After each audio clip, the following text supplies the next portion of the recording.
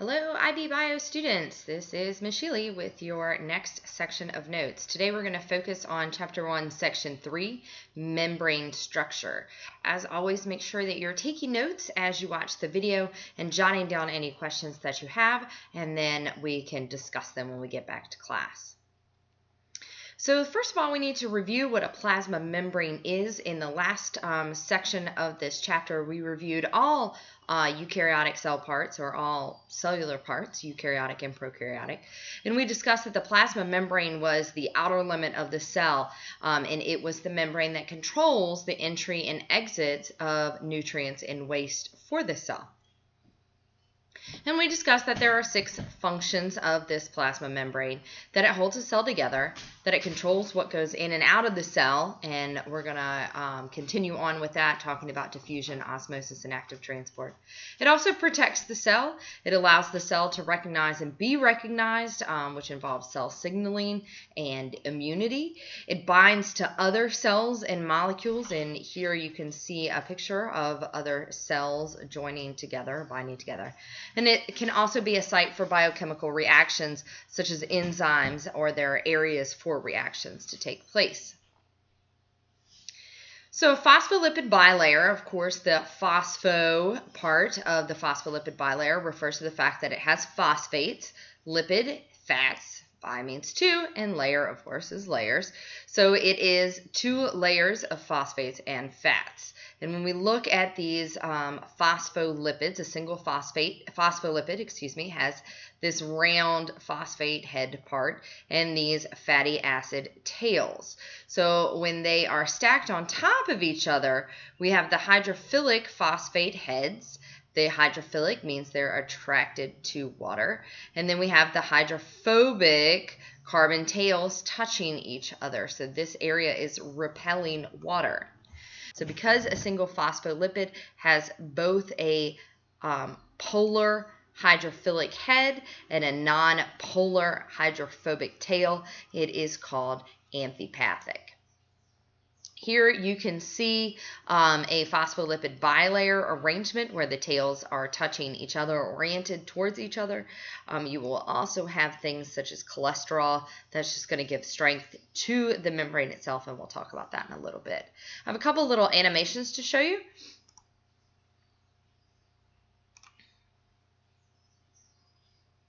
All right, so the first, we have a water here and then non-water at the top. Doesn't really matter what that is.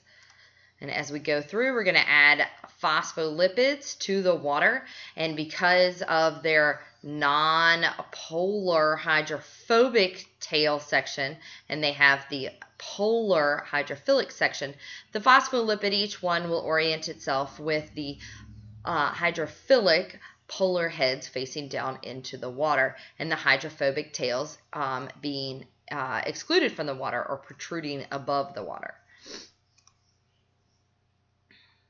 All right, so that was a little fast. I'm going to go back real quick, and I want you to slowly, we're adding energy, and we're folding them in. And notice that as they folded in, the tails all oriented towards each other, and then they formed this ring. And when you have a ring of phospholipids with just the tails on the inside, this is called a micelle. If we add more phospholipids, forming that bilayer, and then we submerge them into the water, we'll have something different.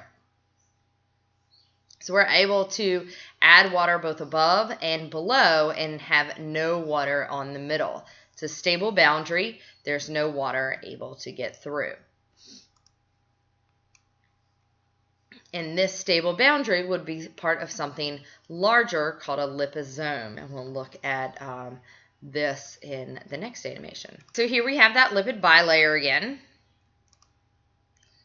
We have water on both sides like we just saw. We have a polar section, the polar hydrophilic head touching the water, non-polar tails orienting in the middle towards each other, and then more hydrophilic polar heads touching the water on the other side. Here we have a liposome. So a liposome has water on the inside and water on the outside. So you have that polar head non-polar tails touching each other, and then the polar heads on the inside, which are surrounding the water that's on the inside. So this is different than a micelle. Micelle, remember, had just a single layer of phospholipids and no water on the inside. Liposomes are really important. They can be used to deliver drugs into human cells. So here we have a liposome, and inside of the aqueous environment, we also have a drug represented by the yellow triangle. It's going to go to the membrane. The membrane will open up, and the drug will be allowed into the cell. This is a very, very simplified visualization. I'll show it again. And in this very simplified visualization, we'll get into the mechanisms of exactly how that's happening in the next section, which is 1.4, membrane function. There you go. All right, so we need to understand the history of the membrane model. There are 3 specific experiments that you need to be aware of, and 6 scientists that were involved in those 3 experiments, and how we came to the idea of the fluid mosaic model. All right, so the first experiment was done in 1924, and it was done by 2 gentlemen, Goiter and Grendel, and this is a picture of Everett Goiter here. They performed a solvent extraction of erythrocyte lipids, so red blood cell lipids, and then they spread the resulting material as a monolayer. And they examined that monolayer, and when they compared it to the surface area of the cells, they found the ratio was a 2-to-1 ratio. And so their conclusion was that the cell membrane must be a lipid bilayer. Okay. They later found many problems in the analysis of the experiment. Some of the problems that they found, so these were not problems that Goiter and Grendel were aware of, but things that were found later. There was an incorrect monolayer pressure. There was also an incomplete lipid extraction, and there was a miscalculation of the cell surface area.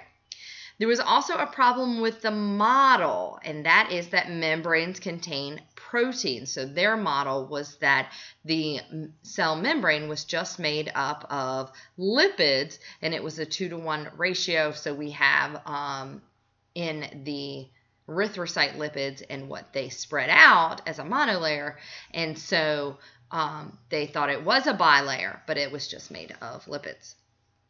So that was Goiter and Grendel's experiment in 1924. The next experiment was done in the 30s by Davison and Donnelly. Davison and Donnelly proposed a modification of Goiter and Grendel's model. They did think that it was still a lipid bilayer, but they solved the problem of proteins by saying that the bilayer was coated on either side with a layer of globular proteins. This protein coat had no particular structure and was simply formed by absorption from solution. The reasons for this model, this was really great. The model supports the analysis of membranes, showing that they contain both the phospholipids and the proteins, so that was a big thing. It still included the bilayer component and supported Goiter and Grendel's experiments, and it supports the ideas that membranes could form a barrier to the passage of some substances. We weren't really able to test Davison and Donnelly's proposal, their idea, until the 1950s when electron micrographs images were first produced. So they had this theory for about 20 years before we could actually look at it. And when we looked at these electron micrograph images, and you can see one here, the edges of cells had a railroad track appearance. So that appearance, they thought that the darker areas were proteins and the phospholipids, being lighter, were in the middle. So the electron micrograph image supported Davison and Donnelly's theory by saying that the lipid bilayer had proteins on either side. The next experiment we had was, or new evidence that we had, was in the 50s and 60s. So it's not actually a particular experiment, but we had new evidence. And the new evidence was a particular technique called freeze fracture and then doing an electron micrograph. So this involved rapid freezing of the cells and then fracturing them. And the fracture occurred along lines of weaknesses, which was helpful because the center of membranes were weak. So they were able to freeze the cell, fracture it along the center of the membrane. And what they found was that there were globular structures scattered throughout the freeze-etched images, and they were interpreted as transmembrane proteins. So proteins that were found throughout the entire cell membrane structure, so not coating the inside and the outside. So freeze fracturing and looking at the electron micrograph images, you can see here is a cell. It's been frozen, fractured along that cell membrane. This is what it would look like. Of course, we couldn't see it like this, and instead we saw these micrograph images. So we have the inside of the extracellular layer and the inside of the cytoplasmic layer, and we see all of these bumps and these holes where those bumps would fit. So those bumps would represent proteins, and the size and the shapes of these proteins made it unlikely that they would form continuous layers outside of the membrane, like Davison and Danelli said. All right, so we have still more evidence in the 1950s and 60s. So the first thing we have is the structure of the membrane proteins. So proteins began to be extracted from the membranes in the early 50s and 60s, and we found that they varied in size and in globular shapes. And some parts of the proteins were hydrophobic. So because parts of the proteins were hydrophobic, they would be attracted to the hydrocarbon tails of the phospholipids and not the phosphate polar heads. We also began a technique called fluorescent antibody tagging, and in this case we used red or green markers, and they were attached to antibodies that binded to, excuse the typo, to membrane proteins. And these membrane proteins of some cells were tagged red, and other cells had tags that were green. And then they fused the cells together. And 40 minutes later, the red and the green markers were mixed throughout the membranes of the fused cells. So this showed that membrane proteins are free to move about. And here's kind of a visualization. So in this case, we have mouse cells and human cells, and they each have specific proteins. And in this case, the mouse cells were tagged green and the human cells were tagged red. And they fused these two cells together. And at the first fusion, all of the red tags were on one side and all the green tags were another. After just 5 minutes, you could see some of the tags moving and a little bit of mixing of the proteins. But if we waited longer, 40 minutes, then you've got red tags on the complete opposite side and green tags on the opposite side and a fully complete mixture. So that led to our last experiment, and that was done in 1966, and it was published in 1972. And this was the Singer-Nicholson experiment, and their published paper is titled "The Fluid Mosaic Model of the Structure of Cell Membranes." So they're the ones that really coined this term, the fluid mosaic model. They found that proteins occupy a variety of positions, so that's where they came up with the term mosaic. That peripheral proteins are attached to both inner and outer surfaces. That integral proteins are embedded in the phospholipid bilayer, meaning that they span the entire width of the membrane and protrude out on either one or both sides. That both the phospholipids and the proteins are free to move about, as we saw with the fluorescent antibody tagging. So this was where the idea of fluid. So it's called the fluid mosaic model. All right, so looking down, breaking that down into a little more detail. So fluid, like we just said, is always moving and not solid. Mosaic is a collection of things stuck together, and a model is a representation of real life. So the fluid mosaic model tells us that the structure of the membrane is flexible, it's adaptable, and it is constantly in motion. It's not solid, and it's not fragile like the skin of a balloon. Individual phospholipids are attached to each other by very weak attractions, and this cumulative effect gives to a very strong membrane. Think about surface area. When we have those water molecules together, those hydrogen bonds are weak, but when we get them all together on the surface of the water, that is much stronger, and you can have insects kind of float or sit on top. Phospholipids have a freedom of movement in a horizontal plane. They can move around each other and they can flow with pressure, but they don't allow the membrane to break. And it's actually pretty difficult to burst or tear a plasma membrane, as the fluid properties of the phospholipid bilayer allow the membrane to reform very easily. I'm going to show you this little YouTube video. And we're going to look, and I want you to think about, why doesn't this egg cell rupture when the pipette drills into the membrane? This video is prepared by my colleagues Dieter Egli and Kevin Hagen. And you see here on the left is what's called a holding pipette, which gently sucks on the egg. The egg is surrounded by a membrane called the zona. And you'll watch this pipette on the right first drill a hole into the zona, then go in and suck the nucleus out, and then another nucleus, which has been taken from, say, a somatic cell, a cell of the body, is going to be put in. So if we could start the video, please. You'll see now that this drilling pipette is going to drill a little hole into the membrane. You can maybe see a little bit of the hole right here at the next part. This pipette, you'll note, isn't really sharp like a syringe. There you can see a bit of the hole. And now the pipette's going to go in and remove the nucleus. And if you look carefully in the pipette, you'll see a line in the nucleus, which are all the chromosomes lined up.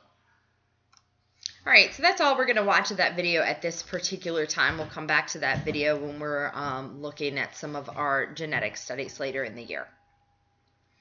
All right, so I want you to look at this model of a cell membrane and see if you can identify some of the labeled pieces, and also maybe think about their function. So at this time, go ahead and pause the video and see how you do. I'm going to go ahead and continue on. All right, so the first thing you have is this big purple blob. You see this big purple blob spans the width of the membrane. So this is called an integral protein. These could be enzymes or pumps. Enzymes would be, of course, sites for chemical reactions, and pumps would be for active transport of molecules. Of course, you have the phospholipids here. So you have the bilayer. You have phospholipids on the top and phospholipids on the bottom. You would, if you were drawing this, you would want to not only bracket out an individual phospholipid, but also identify a polar head and a non-polar tail. And just as this one shows, you would not have to label the tail and the head of the same molecule. Looking at other molecules within this model, you have glycoproteins. So you have a little protein, and then it's got a carbohydrate chain on the top. So this is a protein-carbohydrate hybrid. So the glycoproteins can bind with carbohydrates, and they are usually used for chemical receptors. All right, on the bottom side, or on the opposite side from our glycoproteins, we have peripheral proteins. Peripheral proteins act as receptors, and they recognize other cells. Peripheral proteins can be both on the inside of the cell or on the outside of the cell. As you see here, the big key when you are drawing peripheral proteins is that they do not go all the way through. Excuse me, you can see this guy does not. He is very small and just on the edge. You also have cholesterol, and cholesterol is going to affect membrane fluidity at different temperatures. So the cholesterol helps keep the phospholipids spaced out and helps keep the phospholipids mobile with each other. Here you have a channel protein. So a channel protein would be a type of integral protein. In this particular image, you're showing the channel and how it would carry the molecules through the plasma membrane. All right, so the last thing we're going to talk about here is the many functions of membrane proteins, and particularly those integral proteins. All right, so the first thing we have is a channel protein that would be used for passive transport. It is just an open channel where molecules can move from one side to another, typically using diffusion as going from a high concentration to a low concentration. The next thing we have would be an enzyme where you have cell surface reactions. These reactions can take place either on the inside of the cell or the outside of the cell, so this enzyme could be reversed the other way. But you would have your substrate going in and then your products coming out. You also have hormone receptors or surface receptors, so they're going to receive some information that's going to allow a catalyst of reactions on the inside of the cell. The hormone or surface receptor is always on the outside of the cell, and the reaction is going to take place within the cell. However, this hormone or molecule that is binding to the receptor does not travel all the way through. So that is a big key between either the enzyme and also the channel protein. So that's what makes this guy separate. The next thing you have is a pump. So a pump is different than a channel protein because it is used for active transport, which means that it uses ATP. Typically, the molecules are going from an area of low concentration to high concentration as well. The next thing we have are adhesion proteins. So these are proteins that allow cells to bind together. This is very helpful for cells in your body. And then the last function we have is, for membrane proteins is for cell-to-cell communication. For those of you that are studying psychology, this is very similar to what happens in the synapses of cells. In this particular case, you have a glycoprotein being received by a receptor. So you're having some communication happening between those cells. All right, and that is it for today's set of notes. So make sure that you have gone back and jotted down any questions you have. And when we review this in class, please make sure that you bring up your questions.